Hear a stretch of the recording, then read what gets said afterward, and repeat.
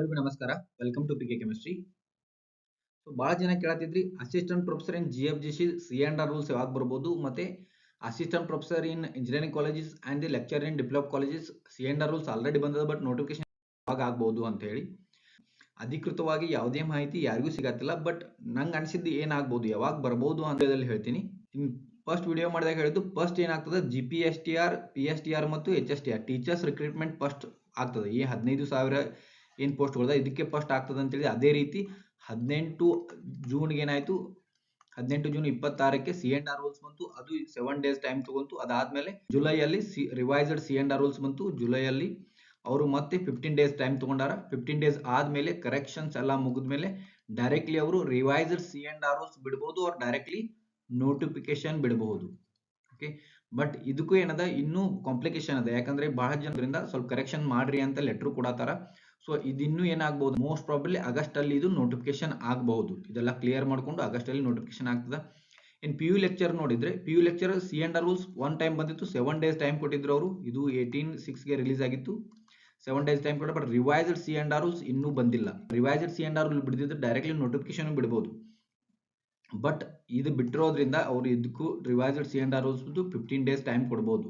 So ಅಲ್ಲಿ revised C&R rules ಬಿಟ್ಟು ಅದಾದ್ಮೇಲೆ ಕರೆಕ್ಟ್ 15 ಡೇಸ್ ಬಿಟ್ಟು ಸೆಪ್ಟೆಂಬರ್ ಆರ್ ಅಕ್ಟೋಬರ್ ಅಲ್ಲಿ ಇದು ನೋಟಿಫಿಕೇಶನ್ ಬರೋ ಚಾನ್ಸಸ್ ಅದ. PU ಲರ್ನಿಂಗ್ ಕಾಲೇಜ್ ಅಲ್ಲಿ ಅಸಿಸ್ಟೆಂಟ್ ಪ್ರೊಫೆಸರ್ ಮತ್ತೆ ಪಾಲಿಟೆಕ್ನಿಕ್ ಕಾಲೇಜ್ ಒಳಗಡೆ ನೋಡಿದ್ರೆ ಅದು C&R ರೂಲ್ಸ್ ಬಂದು ರಿಲೀಸ್ ಆಗಿದೆ, ಬಟ್ ರಿವೈಸ್ಡ್ C&R ರೂಲ್ ಇನ್ನೂ ಬಂದಿಲ್ಲ.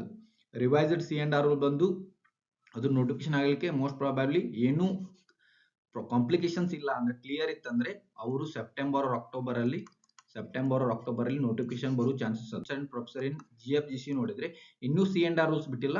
ಆಗಸ್ಟ್ ಫಸ್ಟ್ ವೀಕ್ ಅಲ್ಲಿ C&R ರೂಲ್ಸ್ ಬರಬಹುದು. ಓಕೆ, ಬರಬಹುದು.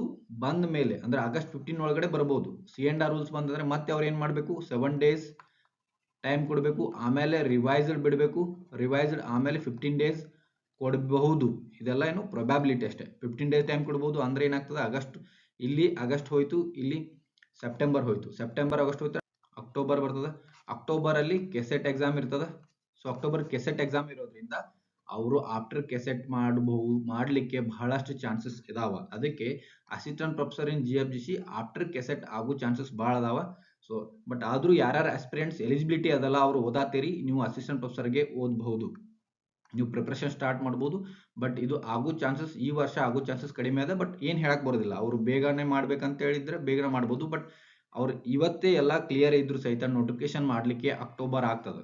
ಅಕ್ಟೋಬರ್ಲಿ ಕೆಸೆಟ್ ಎಕ್ಸಾಮ್ನ ಆಲ್ರೆಡಿ ಅವರು ಡೇಟ್ ಅನ್ನ ಡಿಸೈಡ್ ಮಾಡಿರೋದ್ರಿಂದ ಇನ್ನೊಂದು 2 ತಿಂಗಳು ವೇಟ್ ಮಾಡಿದ್ರೆ ಆಫ್ಟರ್ ಕೆಸೆಟ್ ಮಾಡಬಹುದು. ಬಟ್ ಇದಕ್ಕೆ ಏನಾಗ್ತದೆ, ಕಾಂಪ್ಲಿಕೇಶನ್ಸ್ ಬರ್ಬೋದು. C&R ರೂಲ್ಸ್ಗೆ ಬಹಳಷ್ಟು ಅಬ್ಜೆಕ್ಷನ್ಸ್ ಬರ್ಬೋದು. ಹಿಂಗಾಗಿ ನಂಗೆ ಅನ್ಸ್ಬಿಡ್ತಾ ಆಫ್ಟರ್ ಕೆಸೆಟ್ ಆಗ್ಬಹುದು ಅಂತ ಹೇಳಿ.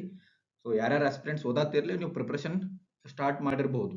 ಅದೇ ರೀತಿ ನಾನು ಜನರಲ್ ಪೇಪರ್ದ 2022 ಮತ್ತು 2016 ಜನರಲ್ ಪೇಪರ್ನ ಸಾಲ್ವ್ ಮಾಡಿ ಇದೇ ಯೂಟ್ಯೂಬ್ ಚಾನಲ್ ಹಾಕಿರ್ತೀನಿ. ನೀವು ಫಾಲೋ ಮಾಡಿ ನೀವು ಓದಲಿಕ್ಕೆ ಸ್ಟಾರ್ಟ್ ಮಾಡ್ಬೋದು. Okay, thank you.